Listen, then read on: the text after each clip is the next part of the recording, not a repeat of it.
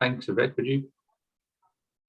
So I'd like to formally welcome you to today's session, looking at the Master of Education and Science Education.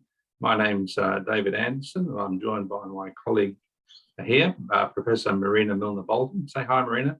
Hello, nice to see your black squares for all of you, except for Ralph. Yes, so we are coming to you from UBC, which is situated on the traditional unceded territory of the Musqueam people.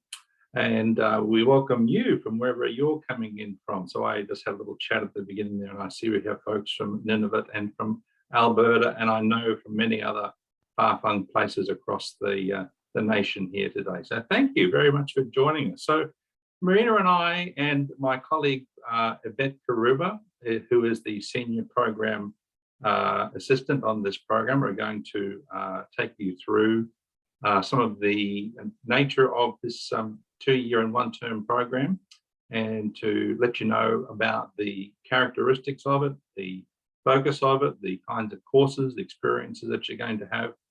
And Yvette is going to join us at the end there and take us through the all-important issues surrounding tuition and costs and how to apply and these kinds of things. So let me just a moment, David, excuse me. And I wanted to introduce Carissa, who would just appeared, and now she's a square. Oh yeah, here she's alive. She is, nice haircut. She is our former student who graduated. So she very kindly agreed to spend her time. I haven't graduated yet. Oh, that's true. Almost. Right before the horse. Almost. I'm sorry. Almost. Not far. I'm sorry. It's just, it's a Freudian slip, you know? It does feel like the last 2 years have been forever, so I got it. That's true. Yes, I'm wrong. yes. I'm sorry. So our almost graduated colleague. And for the second Carissa. time, Carissa agreed, or third time even, to come and spend her time to show other people why the program was worth for her. So I'm Yes. very grateful. Yes, And I'm thank you, sure, Chris. I believe Caitlin will be joining us by Yeah, 4:30 she as will. well. Yeah, That's yeah. correct. Yeah. That's Thank correct. you. Another colleague will be joining us. So who's I not want, here. oh yeah, she's here. I see her square. Yeah, I wanted to say thank you to both of you. Yeah. So Caitlin is here. in case there's any doubts about the program that we're discussing today, it is the Master of Museum Education and Science Education, and it's a 2-year, 1-term program beginning September next year. It is a fully online program, so you can do this entire program online from the comfort of wherever you are. There are some options if you want to do some elective courses at your local university, which is nearby you. That's a possibility too. We'll discuss some of those things. So Excuse me, David, today, you said Master of Museum Education. I think, did I? Is it? yeah, Wear I so think many you hats. did need it. Yeah, Sorry. Master of Science Education. Yes. Too many hats. Sorry about that. Yeah. So today's session, we're going to take you through the program, and that's going to be facilitated by Marina and I. We're going to hear from Carissa and Katie about their experiences as students who are nearly completed. And as I said, Yvette's going to take you through the overview of the application, and we're going to have Q&A. So this program is open to all practicing teachers, community educators, and those seeking a career in education. Application deadline, very important to note here, everybody, is March the 20th. So it seems so far away, but it's actually not very far away. It's just 8 weeks away, and you will need some time to collect the various documents that you will need to apply to the program. So now's a good time to start the process after our session today. And it's open to all kinds of educators, math, science, and technology and engineering, all STEM kinds of disciplines. We do have independent programs looking at math education and technology education, which I'll mention in a moment. But Marina, over to you. Can you just take us through a little bit of the history of the program as to where we are now with our third intake? Yes, and before I even do that, David, could you please go back one step and I'll say something, because quite a few of my own students emailed me and asked me for recommendations. In order to apply, you will need to ask people to write you letters of support, and what happens is you ask them, they say yes, and then you give the information to the online form, and then from Yvette, people get email and saying such and such, for example, David Anderson asked you to write him a letter of recommendation. So my recommendation to you, when you're asking that, email this person. If they say yes, email them your CV, email them a brief thing to remind who you are, because quite a few people emailed me from 6 years ago, and I wasn't sure what happened to them during this time. So help the person who recommends you to do that. And also, please don't do it. The deadline is tomorrow. Give people time to write a good letter of support. So that's just a quick thing about this. And now the history. So this program was designed way before the pandemic. So it's not a program that was done quickly just to address the issue of remote learning. We have designed it a long time ago because we realized that fewer people now can do masters at UBC, coming here for many reasons, because we cannot now stop working and pursue our masters. We have to continue working and pursue masters. So we decided that in order to accommodate people who keep working and want to learn, and who have families, and who have many other responsibilities, we want to do this virtually, an online program. And that's the reason why our program is asynchronous, because we have people, and in the past we have had people, David, correct me if I'm wrong, but not only from Canada. Some of our students are abroad who are in Canadian schools. Yes, New Zealand. Yes, the time zones are huge. So we don't want to force on people I forgot the word, synchronous learning. However, some of the components are synchronous, for example, when we have group works and other things, but it's a very, Owen will respond in a moment. It's a very flexible program for people like that. So when we were designing it, the other thing we're thinking about is that there is a benefit for people to work with the colleagues who are interested in similar things. So that's why we decided to have a program in science education. And David, it was a slip, but you have a program in museum education for exactly the same reason. So the program, we have been teaching science, David, you have been teaching at our department 20 plus years, correct? Yes. I've been teaching almost 12. So we both have a lot of experience, but we recruited colleagues who we know are excellent in their field. And this program was designed as a one cohesive program, not just a hodgepodge of let's take this course or that course. We also have the flexibility that people can have it as a stepping stone for their PhD in case you decide to do that, or you can do it to fulfill the requirements to have a higher salary as a teacher. So it's an international program in terms of students can come from all over the world. Most of them are in Canada, of course. It is designed for science educators, and it has a very practitioner component. I think every time we're designing a course, we think, how will it change teaching of our students? And it's a very collaborative program. So as you can see, we know each other well, we work together, and I think we have had a very positive experience with our graduates. So far, we have almost 2 cohorts, almost, because Chris is right. We still have a little bit for the second cohort to finish, but so far, very positive experience. And that's in a nutshell. So it's a 3rd cohort going to be. Yes, I mentioned just a moment ago that there are other degree programs that are offered at UBC that are also online. And in addition to the Master of Education, Science Education, which we're discussing today, which began its online delivery in 2018 before the pandemic, and the Master of Education and Science Education has had a 30-year history at UBC. So it's a well-established program with many renowned professors that have come and gone from UBC in those 30-year period. But there is also a Master of Education in Math Education, which is ongoing, and it's recruiting now. So if you're a math educator or you know math education colleagues in your school that they're looking around for a graduate degree program in math education, tell them about this. It's the URL just below. And there's also a Master of Media and Technology Studies, which is, I don't think it's recruiting at the moment, but it will next year. Next year. So yeah, so if you've got people in those fields, do let them know about it. And before I forget, when David introduced us, yes, we are professors at UBC, but foremost, we're teachers. Both David and I have been teachers. We do write papers, we do research, but we are practitioners as well as researchers. So we have been in the classroom. We are in the classroom even now partially. So we know what's going on to teach. Yeah, and so why do people do this program? I think it's because they fundamentally want to improve their professional practice as science educators. And we don't limit our definition of the context in where science is being taught purely to the formal school system. Although I would say that probably 95% of the graduate students in the programs do come from school systems.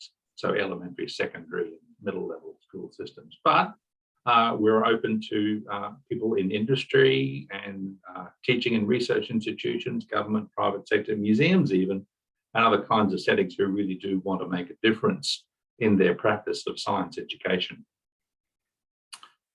So we're bringing together lots of different people, and I really think one of the great strengths of the program is that we bring together a diversity of graduate students who work together. So probably you realize working in an elementary school or a secondary school, or even just one science department within a secondary school, you don't have a lot of opportunity to sort of connect and collaborate with colleagues who work in similar kinds of science education, learning facilities very much at all. You may meet colleagues at a conference occasionally, but the beauty of this is that we bring together elementary teachers, middle school teachers, secondary school teachers in across the disciplines in physics and chemistry and biology and junior science and middle school science, and all of these disciplines come together in this cohort. And someone just asked me a moment ago, how many people are accepted in a given year? It's around about 20 to 22, maybe 23,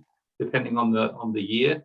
And so we have this 20 to 23 people coming together with immensely rich backgrounds, sharing their wealth of knowledge and working and learning together. So I must emphasize that the program is not just about us magically beaming knowledge into your head. It certainly will give you very, very rich professional experiences in this program through the courses that we do.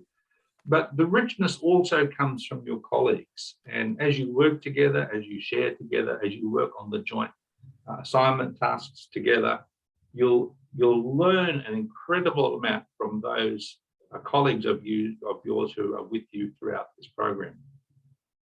Let's say something more, Marina.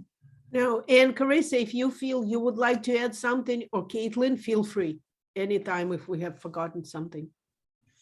No, nothing. So philosophy, Marina, tell us a bit about the program philosophy. So I'm not going to read what it is, but our philosophy as science educators is that theory and practice have to come together. We feel that it's not just we feel, we're convinced that very often we do research in the field and research is not being implemented into practice, it just stays at universities. So I think our biggest philosophical approach was that we have to empower teachers to show to them how to use this research, what this research is, and then to make this research relevant to their own classroom. We don't know your own situation, but we can help you adopt those new ideas into your classroom. And I think that's the biggest positive feedback that we get. David, correct me if I'm wrong, that people implement those things. We're not doing for the sake of you completing another MEd, check mark, and then you can get a higher salary or other advancement. We want you to learn and to use what you have learned to make your teaching better and to make your students learn better. They can read themselves, the text. Yeah. So I'll just introduce you to a few of our colleagues who teach in the program. At the moment, our head of department in the Department of Curriculum and Pedagogy is Dr. Samson Nashin, who is a science educator, and his speciality lies in alternate understandings who have their roots based in various cultural backgrounds. And so he is a son of Kenya, and I've worked with him in Kenya on many different science education projects throughout the years. Samson probably won't be teaching you, but I just really thought it was important to introduce you to Samson because our head of department is a science educator in terms of his discipline. And he's a big supporter of this program. Yes. And of course, you've got yours truly. My area of interest and passion that slipped out before is science education as well as museum education. And I've done lots and lots of work in the nexus between the two. So my PhD was actually in the field of looking at how students' science learning develops in museums and how it constructs and reconstructs with subsequent experiences. That was 3 years ago. I did that, and I've since gone on as a university professor to do many, many research studies looking at children's learning, metacognition, teacher education reform, all kinds of things related to the connection between out of school learning and school learning, and breaking down this barrier that has artificially, I think, developed that compartmentalizes our learning in the classroom to make it more real and accessible to the physics, the chemistry, the biology, all those things that are going on in people's everyday lives. And Marina. So David, you are, how did you say, the son of Australia? I'm the son of Australia. Samson's the son of Kenya. You said Samson, the son of Kenya. So I am the daughter of many countries, and I was born in Ukraine. So you can see how we have people in our program from all corners of the world with different experiences, different passions, but we're all science educators. And my focus, my interest is technology and science education, specifically physics education. I've been a teacher education for many years, almost soon will be almost 2 decades. And I've worked on implemented innovative teaching in physics teaching and physics teacher education. And I've taught in Ukraine, Israel, United States, Canada.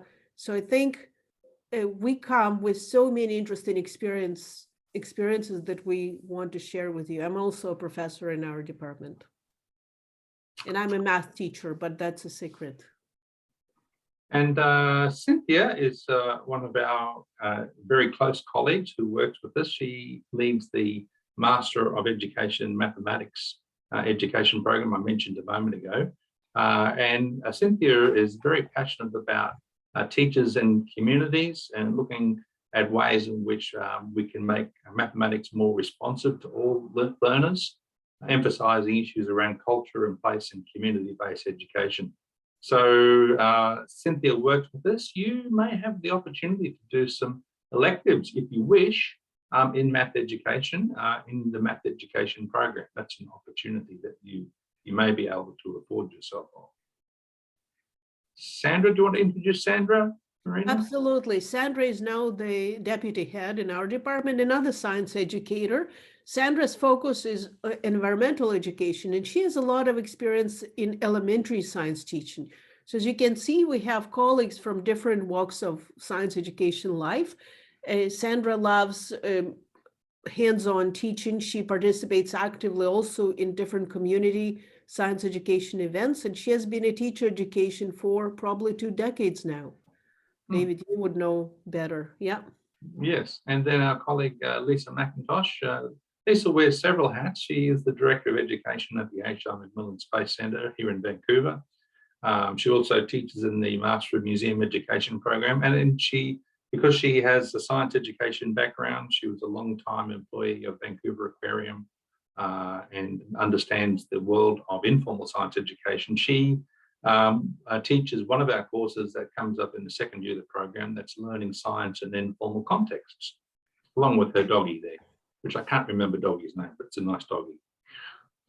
So on to the program and the structure. So basically, this is a 30 credit point program. So 30 credits in a graduate degree program equates to 10 courses. And we have mandatory courses and we have optional courses. And so I'll walk you through lockstep the mandatory courses that are required in the program. And basically what we do is we do 1 per term. And so in a given academic year, there are 3 official terms, winter 1 and 2. So winter 1 goes from September to January, winter 2 goes January through to around the end of March, beginning of April. And then we have the summer term, which actually is divided into three sections, a shorter medium term section of about 5 weeks. And then we have 2 short terms of 3 weeks. So you can follow this along logically, and we all do this together. So the first course everyone will do together starts in September, and it will be Introduction to Curriculum Theories and Issues with, I think it'll be actually Doug Adler. We didn't mention Doug, but it's a very close colleague of Sandra there. And that'll be followed with in January with Teaching Math and Science Through Technology, which is your course, Marina, correct? We'll see if I can teach it, but yes, I developed this course. Yeah. Yes. Excite us. Tell us a few tidbits about that course. So I want to, just before what David said, in our program, for all master's programs, we have the required courses 562, Introduction to Curriculum Issues and Theories, and 500 Research Methods in Research Methodology course. But as you can see, what we have done, we decided to tailor each one of those courses to science education. So instead of having general courses about everything, we focus on science education. So for example, 562, as David said, is curriculum, yes, but we focus in the context of science education. The course 544, which I usually teach, I designed because my field is educational technology and I'm very passionate about it. But I asked myself a question, how can I bridge what we know about how students learn with technology, and how our teachers teach? So the second course is much more applied, I would say, than the first one, Teaching Math and Science Through Technology. And then we go back to a more general research course. So when we were designing the program, I think the first round, David, we changed the order. Do you remember? We thought we'll first go with theory and then do the practical courses. And then we realized that with our teachers, it's worth to intersperse the courses, to have theoretical courses and practical. So this was, I think, a much needed change for the program. So now you can see more theoretical course, 544 practical, educational research methods course is more theoretical. However, it will help you read the papers. Yeah, when we think of research, very often you read a paper and you don't ask yourself, how should I trust it? Did they follow the rules to at least, are those conclusions trustworthy? You can think about it as fake news in some ways, yeah? When we read the media, we have to ask ourselves, do we trust it? What is it valid? And the same in research. So that's how we designed this course. Again, science education. 559 is also, a more theoretical course, but again, with the links to science education. David, would you like to say something that I've forgotten? Yeah, so your 544 course, the Teaching Math and Science Through Technology, it's using really contemporary stuff, right? Like, so how do you use your smartphone to with apps and things like that to be able to mediate? But not only just how, but how do you design the learning environments where those tools will be effective? Because all of us have access to smartphones, so many of us have access to smartphones as teachers, but what do you do with that? And how do you evaluate if your intervention is successful? So we're looking not only as what is the best teaching methods, but because there is no one, we're looking at how can I use technology in my own circumstances as an educator to make a difference in my classroom. Mm-hmm. So that's 544. So anyway, this is a snapshot of the first year of the program. There's 4 mandatory courses over the year, so lockstep, one by one. And then you've got the opportunity, probably in the summer of next year, to take an elective. If you wish, you can take 2. You can do both. So there's 2 required electives in the program.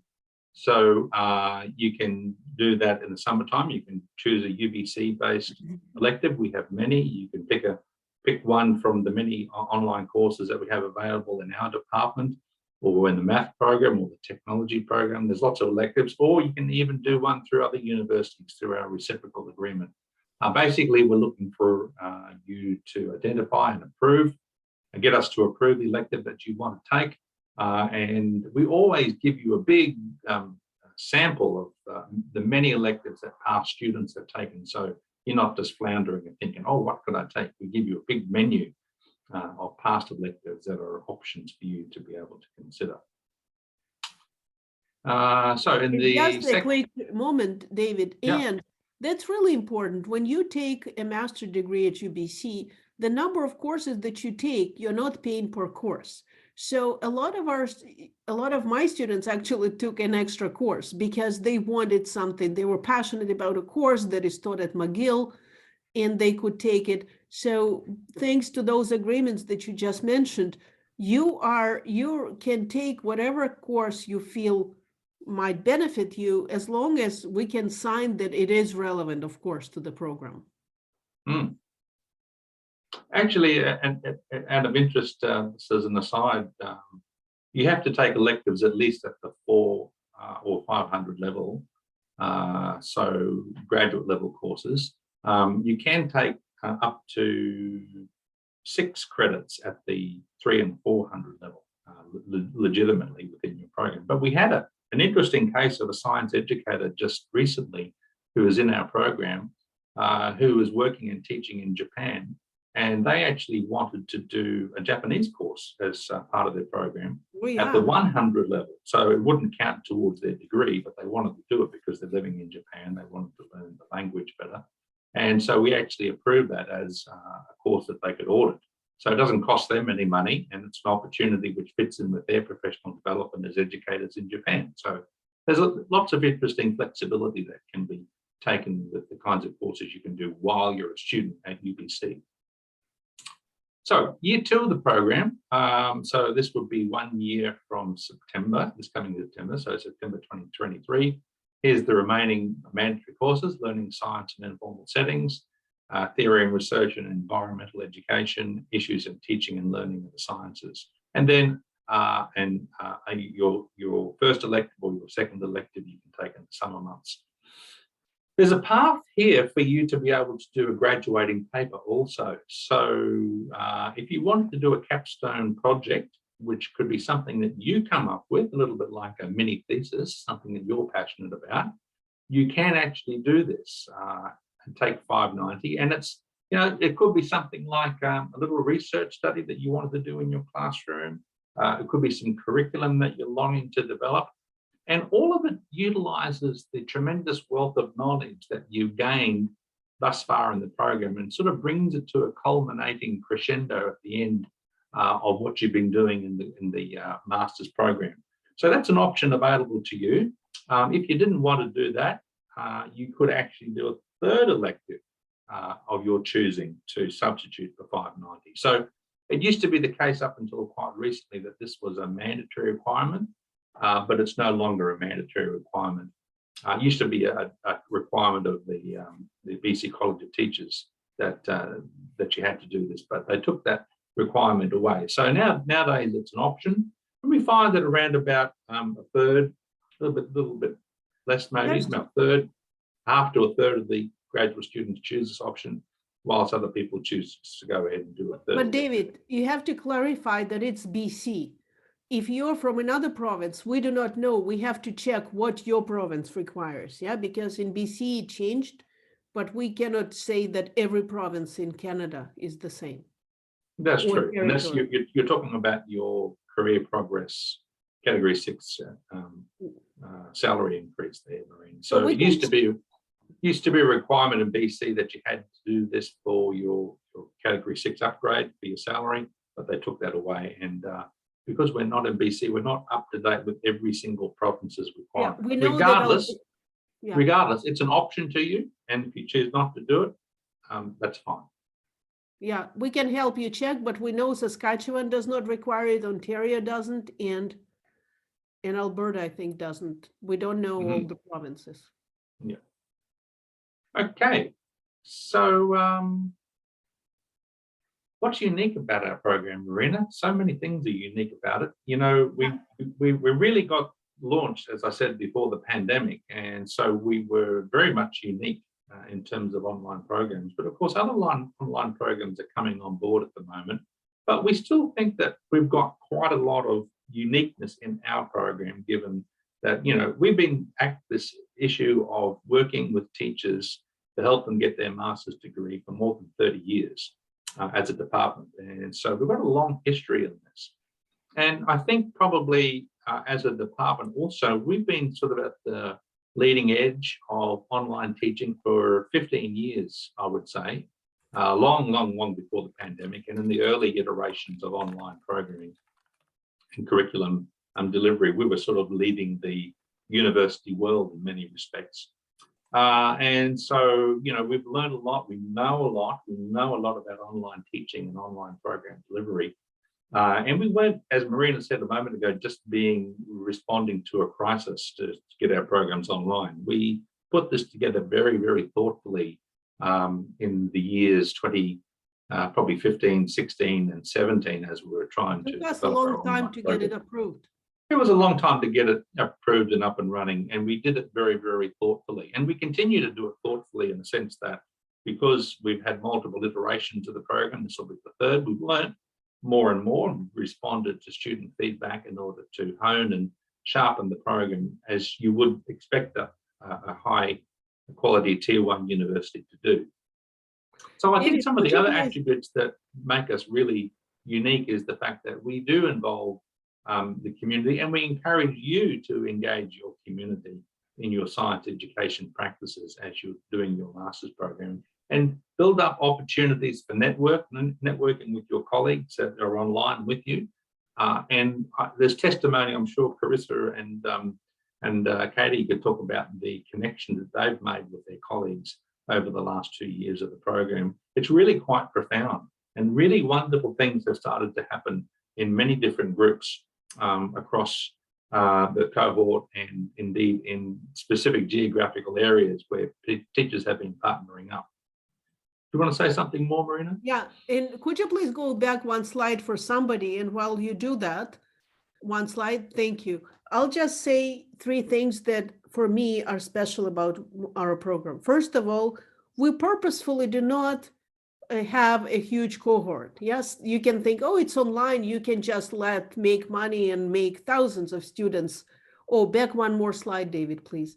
And you can just have so many people that no problem. No, we don't think it's right. We have a small cohort because we have very personal relationships with every student. We know each other, we're a true community. That's number 1, what is unique. Number 2, that our goal is, even though you will finish the program, we are, I think, in touch with many of our students. So I think the connections that the program built, they continue beyond the program. And I'm in touch with you, David, too. So it is the beginning of a long, long collaboration that I hope will be able to support the students, our teachers beyond the program. And the last thing is that we, at least I look at our students as colleagues. So when David and I, we organized the conference this summer, we've been organizing it, was the toughest thing ever because of the pandemic. The conference was virtual and took us a while, but most of our students participated in the conference. And when we designed this cohort, we thought to include conference participation as part of it. And a lot of our teachers told us, I've never participated in such a big international conference. Not only that, we designed a course, David, you designed a course, yeah, that encouraged teachers to collaborate, to communicate with the researchers from all over the world. If I'm not mistaken, we had more than 20 countries represented at the conference. So we're looking at it as a long-term investment into teachers, and that we will continue doing that beyond the program. That's my vision for this. Okay. Okay, so as we said a moment ago, we have Carissa and Katie with us, who are current MED science education students and almost complete. So they can see the end to the race before them, and they're running towards it. So Katie and Carissa, come on in and just share openly your experiences with the program. Hi. So I guess I'll start with the reason I joined the program to start with is I was looking for, I guess, ways to improve my practice and kind of keep up with different research where science education is going. I work in a smaller school. There's 3 science teachers in our whole high school. So I was kind of hoping to become part of a community of other science teachers to kind of meet other people and kind of learn from them as well, which is exactly what the program has offered. When I got accepted, I don't know if some of you guys might be in the same boat. I hadn't taken a university course in quite a while, so I was a little bit nervous as to kind of what the courses would be like and if they'd be manageable or not, and what reading papers would be like and doing research papers again. But it's been really nice that the way the course is laid out with just one course at a time, it has been really manageable. And it's really easy to get in contact with the profs, and they've been really supportive in terms of both the content and helping you work your way through it. And as you mentioned, with about 20 students being in a cohort, it's been really great to be able to learn from each other. We definitely have a little community, and a lot of the teachers come from different backgrounds. So there's a lot of resources just working with the people who are also taking the program with you. So that's kind of what I've really liked about the program so far. So there's a question there. Yes, For the how course did load, you because find the course load? Yeah. Yeah, so because it's one course at a time, I found it quite manageable, even working full time. A lot of the courses are set up kind of similar, where you have a set group of papers that you have to read each week, and then you have to contribute to some online questions. And there's usually one group project going there as well, and usually a final paper. So I found it fairly quite manageable. I did take my electives with kind of at the very start of the program, so I was taking 2 courses at once, and that was still not too bad. Obviously it was busy, but it was definitely manageable even taking an elective on top of that. And that's also another really great thing, is you can take any elective. So for myself, I took an astronomy course because I teach an astronomy unit, and I'd never taken astronomy before. So it was really great that way to be able to teach something that I can literally apply directly to the courses that I teach. So I know it's already been mentioned, but you definitely have a lot of leeway with what electives you want to take, which is a really great part of the program as well. And if there's anything you want to add to that? That's awesome. Thanks. Can you guys hear me okay? Perfect. Caitlin also, I think, failed to mention that in between the last 2 years, teaching full-time here in a pandemic and doing 1 or 2 courses at a time to get through a master's, she's also managed to successfully put a bun in the oven and get bun out of the oven. And your baby's what, 6 weeks old now? Yeah. So it is manageable. You can have a lot going on in your life, and it's still manageable to get the course load done and the coursework done, but it does require some good time management. So that was something that I was going to talk about. And just to give that little bit of a background in there, I did my teaching degree 15 years ago. I did my undergrad at UBC, and then I did my teaching degree at UVic. So I was looking for something here mid-career to be able to get me back in touch with what research was showing best practices were. What are the emerging trends, the trends we've seen over the last 5 to 10 years? What are we seeing for results from those? And so it was really nice to get my head back in that sort of perspective and looking at it from the other side, because sometimes when you're in the classroom all the time, it's just nose down, go, go, go. And you're either working in your job or you're working on your job. And this was a really great opportunity to work on my professional practice and step back and say, okay, well, what am I doing? And where does that fit into the grand scheme of things, both with where we've been and where we're likely to go over the next 10 to 15 years, because that'll be the second half of my career. I'm not interested in going to admin. So I'm not doing one of the leadership masters. Like for a long time, I wasn't interested in going into any of the MEd programs that were available because I wasn't interested in leadership and management. And I would look at those courses and I'm like, none of that interests me. But then when I saw this one, I was actually really bummed because I missed out on the first cohort. It just wasn't the right time for me. And I thought, okay, I'm going to apply the next time that came around. And I did. And now I'm here because I was really excited about how useful the science courses looked to be to my own professional practice. So both from the perspective of looking at the theory behind it and at the pedagogy and where things were going, but also actually experiencing and learning and talking with colleagues and finding things that I could use right now in my own classroom and developing on the one side professionally and being able to try out those new ideas or the things that we were doing in my actual day-to-day practice instantly, as soon as I found something that was cool that I wanted to do. And then there's some bigger changes sometimes that you want to make too. And you're like, okay, I'm going to have to sit, I'm going to have to think on that, shoot over for a little bit. And in my district, we're allowed to use our professional development days to actually work on MEd courses. So that's sometimes where I've had time to take something I've learned in one of these courses or seen in one of these courses and say, okay, how can I build something and tailor it to my own classes that I'm making? So that's really great too. I just today got the email from UBC about, oh, so here's what we're going to do for tuition next year. So the elephant in the room is you always have to pay for these things. And I think that one of the things that's great it is not course based. It's that flat rate tuition. So you can take those extra electives if you want to. You can pick up a couple of extra courses at no extra cost. I know there's other programs out there that are starting to try to offer something similar. I think they're piggybacking off of the popularity of UBC's program, but the high quality content of what we've had here in the UBC program, I haven't seen that kind of thing being offered anywhere else. And the courses really are so specific to science and informal learning and formal learning, but what we are doing in our practice. Like there isn't anything that I've taken in the course that I would be like, when am I ever going to use that? It's all really relevant to my professional practice as a science educator. So that's been really heartening for me that as we've gone through, it has continued in that same vein.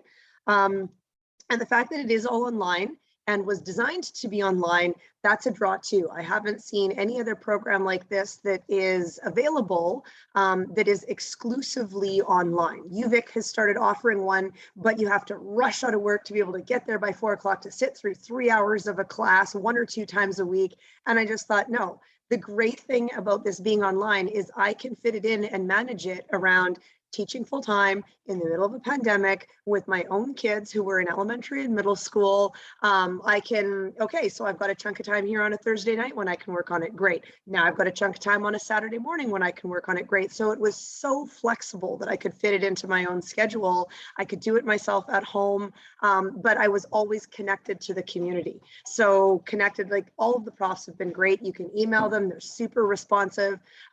Marina responds at the weirdest hours of day and night. I'm not sure she actually sleeps. And then of course David's in a completely different time zone, so then sometimes you got to plan ahead and be like, okay, well, he's asleep, I'm not going to get a response for 12 hours, but everybody's really responsive online.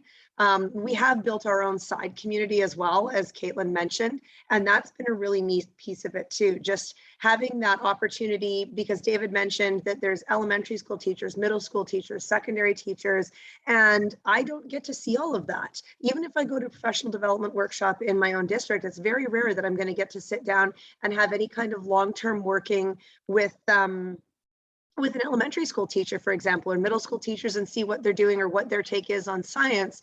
So both that vertical articulation all the way through the grades has been great, but then also to have perspectives from colleagues across Canada. We've got colleagues in the cohort right now that are in, Caitlin, you're in Manitoba? And we've got people in Ontario, we've got people from all over BC, we've got people that are out of the country right now. We've got one person who's down in New Zealand. It's been really interesting to get all of those different perspectives, and yet we're all really passionate about science education. So within that, you find your little groupings, and sometimes you get a couple of people that you work really well with repeatedly, but there's always that diversity of perspective and that longitudinal diversity. So you really get a chance to chew over things and talk about it. It's not like, oh, I'm here for a 45-minute Pro-D session, now I'm gone. And that's actually been a really great piece of it too. So I know I'm going to stay in touch with some of these people. And I think there are a couple of people in our cohort that actually did join up with a couple of colleagues. So they do know each other and have that connection already, which means within their own school district or their school community, they're going to continue to be able to work with those colleagues as well. Sorry, so I kind of went off about a bunch of excited things there. I think that sort of hit most of the major points. 2 caveats that I had a little note for myself here. The 2 things that I talked about last time that I wanted to mention again, and they were really, really important when I sat in on these info sessions. They were the best pieces of advice that the first cohort gave to us. And so now we're second cohort, and I want to pass them along to you. Just because the program is online and is available 24/7 does not mean you need to dedicate 24 hours a day of your life to the program. The beauty of it being flexible is you can find the time that fits within your schedule, and don't get stuck in that FOMO loop. I got to go check. Somebody else posted. Should I comment on this? Right? You do not have to be dedicating every minute of every day to it. You can set aside that time for yourself. The profs have been really good about putting their syllabus up at the beginning of the course and saying, here's what all the deadlines are. And you can, you can manage your time 8, 10, 12 weeks out, however long the course is, and say, all right, here's where I'm going to do this. Here's where I'm going to do that. And you are doing it on your own schedule. So you do have to be good about your own time management, but you don't have to eat, sleep, breathe the program. So that's been fantastic as well, because sometimes you do need to just take a break and chew it over. So you read something in a paper, you need to think about it. Oh, I hadn't considered that perspective, and you can take it away and come back to it. So I really enjoy that. So don't feel too tied to it, but do have good time management. And part of that time management piece that was recommended to a bunch of people from the first recommended to us from a bunch of the first cohort people was get your electives done early. I know lots of us took our electives this past summer, and it was really worth it to get those done. So if you are teaching full-time and you're already doing one of these courses on top of it, to take one more course as an elective is going to keep you pretty busy. You're going to have some pretty awesome time management to go along with that, or make sure it matches up with your, say, secondary semester where you have your prep time so that you do have a little bit more time to dedicate towards it. But I know several of us took a bunch of our electives this July. And just, if you're going to be taking one elective or you're going to be taking 2 electives, it's going to disrupt your time, whether you're going camping or family vacationing. So just tear the Band-Aid off and schedule those electives in and get them done that first summer. Several of us started them in the May-June piece and then took another couple in that July-August piece. And right now, staring down, I'm pretty sure that it's not the train at the end of the tunnel. I think it's the light at the end of the tunnel. I think I can see it. And I don't have any more electives ahead of me this summer. So that means summer is going to be mine to do whatever I want to do with. That's really exciting too. So those were sort of the 2 caveats. Use your time well. Don't feel tied to your computer constantly. Budget your time and stick to your time management schedule. And if you can, get the electives done early. But the electives that I took an elective. I took the conference elective that David and Marina were talking about, and that was fabulous to really get a global perspective on everything. I also took an elective that was environmental education. And I took an elective that was focused on building short programs and workshops for adults, because that's something that I'm interested in getting into as far as professional development and building that learning community to help my colleagues as well. How can I design good courses for other adults or short programs and seminars for other adults? And it was great. It was fascinating. And part of me would consider taking more courses right now. And part of me says, we're still in the middle of the pandemic COVID crazy. Just tone it down a notch or 2, Carisha, and just stick with the courses you've got. And let's see what comes up after spring break. So that's my 2 cents worth. That's fantastic, you guys. Thank you so much for sharing your personal experiences. I'm conscious we have Yvette coming up to share with us the all-important tuition and application process, but maybe we could just pause for just a second, and if you've got a burning question that you would like to ask our colleagues, please do. You can unmute or just put it in the chat. And while we're waiting, I just wanted to add, which I've forgotten to say, for some reason in our cohort, we always have so many inspiring educators. I do not know, maybe we're so good at choosing. I do not know how it happens, but usually I learned so much. I mean, Carissa, you have to say that I'm telling the truth. Yeah, the knowledge that the people bring with them, the experiences, what they do, we learn. So I learned so much from others. What people do. It's definitely been fantastic learning from my colleagues and just the different people. And that's part of it. Everybody brings their own experiences. And through those experiences that you share, you always have some new perspective or new thing that you can teach other people. So it's been a lot of fun. Yeah. Great. Okay. Well, I'm not seeing any questions pop up. So I think what we're going to do is if you have, but don't have the obligation here, Carissa and Katie, if you've got the chance to hang around for 20 minutes, maybe some people may have some questions at the end that they'd like to ask you. So with that, I am going to pass this over to Yvette, and I'm going to stop sharing so Yvette can share. Do you have the control power to share there, Yvette, or do you need? Yes, one moment. And if you still have questions, which can happen, please just email us. maybe you have a small question, we can just respond over email, or if you need a short Zoom, we can talk to you on Zoom. And Yvette's just pulling this up. She's taking control of the slideshow on her end, and she has it there. And so this is a very important process, the application process and the tuition process. So thanks, Yvette, for sharing with us.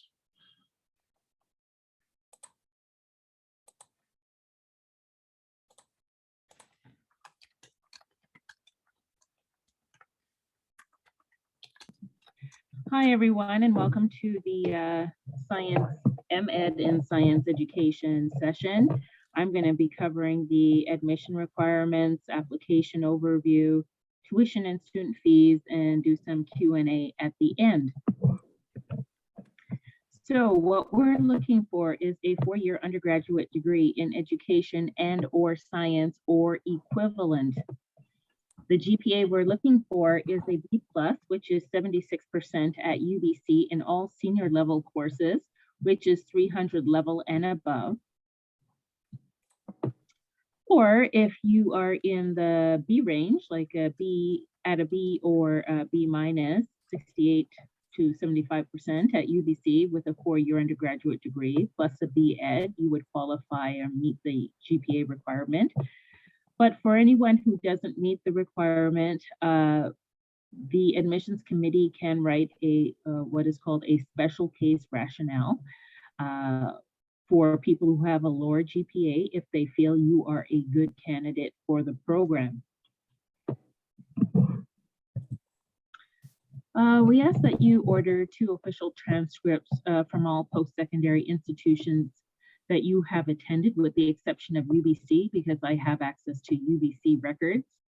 And the reason why we ask that you order 2 is you will be uploading an official transcript for each of the post-secondary institutions you've attended to your application. If you're admitted, then the Faculty of Graduate Studies will want an official transcript from each of those post-secondary institutions you've attended. We ask that you upload each post-secondary institution transcript, front and back pages, in a single file as a PDF. Now, by this, I mean, if you've attended SFU and attended Thompson Rivers University, they would be uploaded separately. So under your SFU, you would put your Simon Fraser transcript there, and then your Thompson Rivers would have another section for the upload. So we're also looking for transcripts from any institutions where you've done an exchange program, or if you've received any transfer of credit. If they appear on your undergraduate degree, we need to see them. And please ensure that your transcripts state that you have graduated. So we ask that you upload the front and back pages of a transcript. The back page has the grading scale that I use to calculate your GPA. So it's very important that you include that as well. We're also looking for a 2-page statement of intent outlining your reasons for wanting to do this program and what you hope to achieve upon completing this program. And we're also looking for a resume that lists your professional and academic accomplishments and include everything here: your volunteer work, any publications, committee work, workshops that you may have done. Now, we're also looking for 3 letters of reference, 1 academic and 2 professional references. Your professional references should be from people that have supervised you and also can speak to your ability to do graduate work. Marina, David, do you have anything to add here before I go on? No, I think you explained. Okay. If there will be questions, we will try to answer. Okay, so for your references, they will be submitted, well, it's best if they're submitted electronically. So after you have submitted your application, an e-reference link goes out to your referees, and they can either use the form provided or they could upload their own letter. And say you have a retired professor that is one of your referees and they no longer are at an institution, so they can mail in their letters to us, to the PDC office, and we ask that they sign the back of the flap of the envelope so that it's valid. And they can choose again to mail it to us. It takes a bit more time, but we do accept it by mail as well. And we ask again that they speak to your ability to do graduate work. We do not accept any references by email or by phone. Now, applicants. Just one, I have a very good question. So for the people who had BEd with pass fail, obviously it doesn't affect your GPA. What do we do with that? That depends. Is there another undergraduate degree? So somebody asked us a question online. So if you have a UBC degree, one BEd is pass fail, and then the regular Bachelor of Science, for example, with a grade. So That's BEd fine. does not affect the GPA. Is it correct? No, it doesn't affect the GPA. Okay.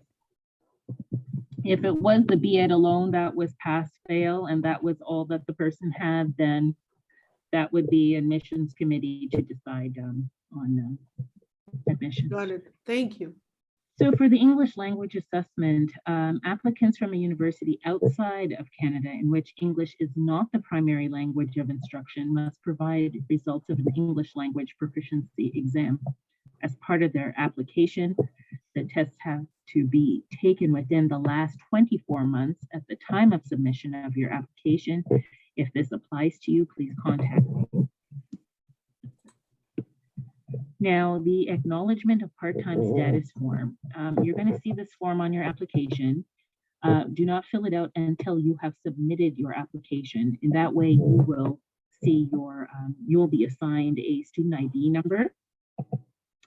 And that number will, you will need to put on the form, sign the form, fill it out, and then upload it to your application.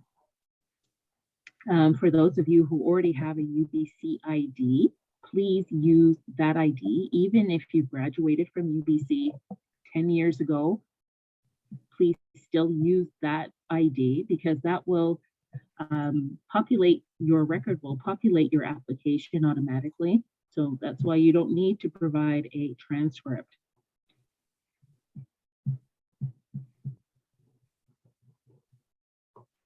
Okay. And I know this wasn't mentioned earlier, but this is a part-time program. So students would not be eligible for scholarships, grants, bursaries, loans, or financial aid. Now, applying to the program, you would go to grad.ubc.ca/apply/online. Again, if you have a UBC student ID, please use that for your application. And when you do your program search, you could select or type in SCE3 or Master of Education in Science Education - professional cohort with a September 2022 start. We'd like you to upload all of your supporting documents, your transcripts, resume, statement of intent, and any other additional information you may want to upload. You will be able to re-enter your application to upload your documents. The deadline to apply is March 20th, 2022. The application fee is $110 if you are a domestic applicant, which is Canadian citizen and permanent resident, or if you're an international applicant, then it's $168.25 Canadian. Now the domestic tuition fee installment, that's currently at $22.50 and change plus student fees. And the current domestic program tuition cost is currently $15,752 and change plus student fees. If you are an international student, then you would be paying currently $23.85 and change Canadian plus student fees. And the program tuition cost would be $16,600 $697 and change Canadian plus student fees. Now, for the last term, it was approximately $770 in winter term 1. So it gives you some idea of the student fees. And you would be paying your tuition in 7 installments, which covers 7 terms, which is your 2 years plus a term. And there's 3 terms per year, September to December, January to April, and May through August. Now, the summer term is divided up into 2, May through June and July through August, but you are paying just the 1 tuition fee for those terms. Now, the tuition is charged as a whole program fee, not a per credit fee. And the university reserves the right to increase your fee every year, which they typically do in May. And I believe the last increase was 3%. So before you move on there a bit, you just made a very important point there. That is that program fee, or your semester term fees, of which there are 7 in the program. That is something that you pay regardless of the number of credits that you do. So Carissa mentioned a moment ago that she decided to take a couple of electives at once. So in a given term, you pay $2,250 plus your student fees, and for that you can do any number of courses. So let's say you're at a loose end in the summer and you wanted to do lots of courses, you could potentially do more than your required 3 electives. So practically speaking, if you wanted to do more than 30 credits in the program for professional development reasons or whatever reasons, like our colleague in Japan who wanted to take on a Japanese course or some other further science education course beyond the 30 credits, you can do so, and it doesn't actually cost you any more because it's per term, not per credit. And those term fees include the electives at other universities. So if you did an elective at UVic or a University of Alberta or something like that, that was approved, you wouldn't actually pay for that because it's covered within your student fees. And a quick question, Christina is asking, so could we complete the majority of our application and submit it and then go in later to add our transcript if it's taken a little while for them to arrive? How does it work? Yeah, yes, you can. Typically give another week or 2 weeks for you to submit documents and references because we recognize that it takes time to get the transcripts. So the application deadline is March 20th, but you will typically have about 1 or 2 weeks after that to get all of your documents in. Thank you, Yvette. Student fees are charged in addition to your tuition, and they vary from term to term. If you qualify, you can opt out of a couple of student fees, like a health and dental fee that was approximately $264. And if you already have coverage, that is. And the other one is the UPass fee. So if you live outside of the Vancouver metro area, you may qualify for the UPass exemption. So I think the pass is currently $170 per term. So that's a possible savings for you. Does anyone have any questions? Yeah, I'm looking at the chat. No questions for now. All right. Thank you, Yvette.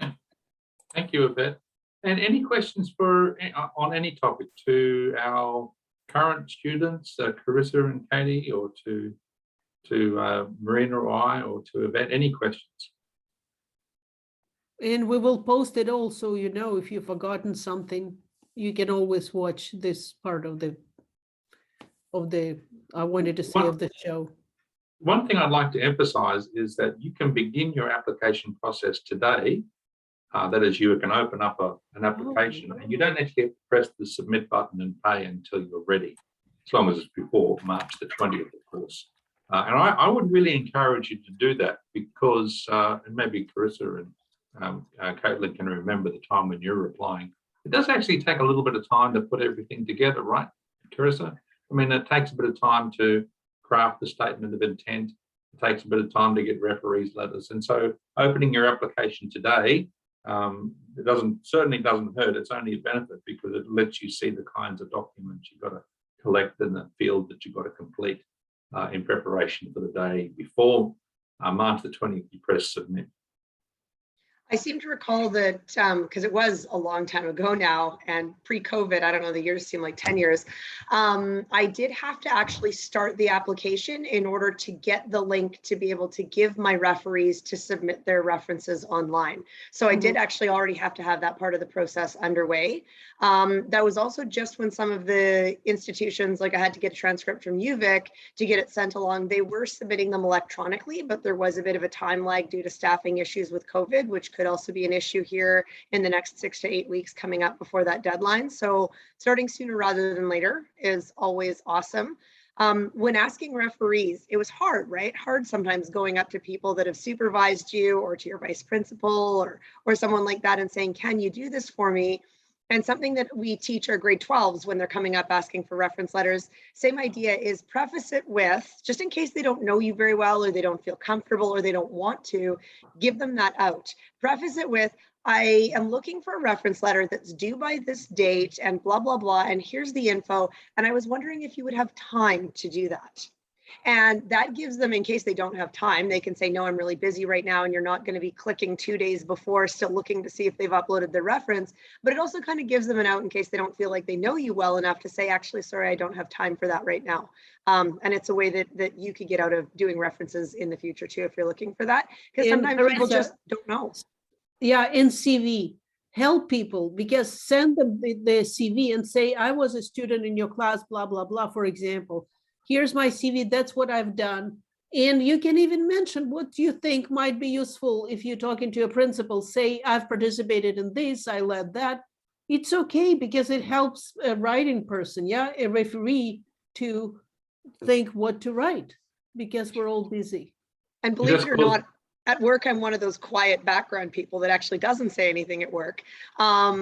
And so when I handed that CV to my referees, they looked at it and they were so surprised. Wow, I had no idea that you'd done a lot of these things. So it was useful for them to have that information. You just caused me to think of something there, Marina, and that is your CVs. So the CVs you submit for this application are not like employment CVs. You should put everything that you've ever done in your life that relates to education in them. So don't be restricted just to 2 pages. So put down stuff that you've done. It could be voluntary work that you've done in education. You may have helped out in the Boy Scouts or Girl Scouts. You may have, done something for some community group.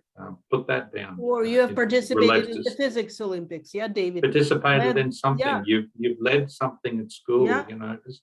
The idea is to give the review team a clear understanding as to who you are. And that relates to Christina's comment here. She's asking what kind of things we looking for when we go through these applications, because there are more applications than there are spaces. So there's a competitive process, and we do look at the applications, and we are accepting the best 22, 23 applicants. That is the truth of the matter. And so what are we looking for? So the criteria are your statement of intent. So do you have a clear vision of why it is that you want to do this program and your vision for it? Okay, that helps us sort of weed out the people who are maybe, they're targeting many different master's programs and this is just one of them. We're looking for people who passionately want to do this. And so we're looking for evidence that they're really sincere in their commitment for wanting to do this. So their statement of intent. Also, we're looking at your CV, your professional background. Okay, so what you've done in life in terms of education and science education. We're looking at your referees letters. So what do they say about you? Very importantly, do they say that you're ready for doing graduate work? That's one of the key things that we look for. So some evidence to say, yep, you're going to be able to make it through this. You've got some evidence in your academic track record that you're going to succeed. You're passionate about it. You want to do it. That's coming through in terms of your professional background and experience. And then lastly, we're looking at your academic background and transcripts. So as Yvette mentioned, there's a minimum threshold that we're looking for. It's 76% is the absolute minimum GPA. Is that correct, Marina, 76 or 78? 70, Honestly, I'm not. good. 76. 76, 76, yeah, 76% were looking towards the threshold. And, you know, the better your grades are, the more competitive you become, but that's not the only thing. So you may have, I don't know, you may have had some off years in your undergraduate time and your grades are not as stellar as they are perhaps commensurate of you now. Well, that's made up for, and we look at the entire balance of things. So we're looking also, as I said, at referees' letters, we're looking at your CV, we're looking at your statement of intent. We're trying to get a holistic picture as to who you are, and on that basis, decide whether you meet the criteria for admission. What I will be looking at this year, three things. A, what will this person be able to contribute to the cohort? Like Exactly, the knowledge, yes. the unique skills, the attitudes. For example, if you write, I've led my students on projects where they designed something, blah, blah, blah. For me, it's a green light. You know, it's the person who is creative, who goes beyond the minimum at school. Second, we honestly don't want a person who just started teaching. We always say we wanted a person who taught for a few years. Yeah, that you're not overwhelmed to the first year of teaching and let's start the master's. So usually a successful applicant who had a few years of teaching, so they know what they're doing and it's a little more manageable. And the last thing, we're looking at a person who is resilient.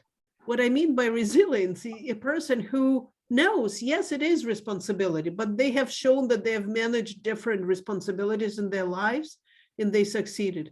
Yes, I think what Carissa said, and David, you can attest, like it is time consuming. Yeah, it requires organizational skills.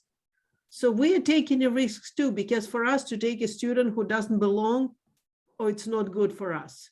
We are ready to contribute time to make sure we take the right students, because the success of the cohort is in who is in the cohort, not just us. That's what I will be looking for, in addition to all the rest, what you just said. And that's why the letters of support are so important. You know, when we're reading between the lines. Like, you can feel it when the person writes the letter, yeah? Sometimes what is omitted, it also is important. So if you think this person can write great things about you, don't be afraid to ask, could you please mention A, B, C, D? If it's the truth, like, do it. Any other questions from anybody? No, I don't see. Well, I see we're coming up at 1/4 after the hour, and if you have further questions, you can email Yvette for admission and issues around the application process. If you have academic questions that may also involve the admission process and you're not certain, please feel free to email any of us. So Cheryl was just mentioning here on the way out, I'm in my second year of teaching. Do you advise I apply for the master's program in a couple of years instead of now? No, if you're in your second year of teaching, you meet the criteria. And if you want to do it, Cheryl, and you're passionate about doing it, I would encourage you to apply. Because if you're in the second year of teaching, it means next year you're applying for that, you're going to be the third year. I'm just saying, if you just started teaching first year, don't do that. But it looks like, for example, I had students who just finished B.Ed and said, oh, I'm going to M.Ed right away. And I said, don't do that. But you're in the second year of teaching. It means you'll start when it's going to be your third year. So that makes sense to me. I mean, it depends on you, of course, how, and if you've survived the COVID teaching first 2 years, then you can do anything. Yeah. Great. Well, special thanks to Carissa and Caitlin. Thank you so much for coming on and sharing your experiences. That's been invaluable. To Yvette for helping us through the process of understanding how to apply and the various issues there. And to Marina, my colleague, thank you always for and to helping Carissa, out. of course, and Caitlin, thank you so much. We appreciate that. Okay. Well, looking forward to your applications. Don't forget, you can start this evening, open them up and get cracking on them. And we look forward to reviewing them.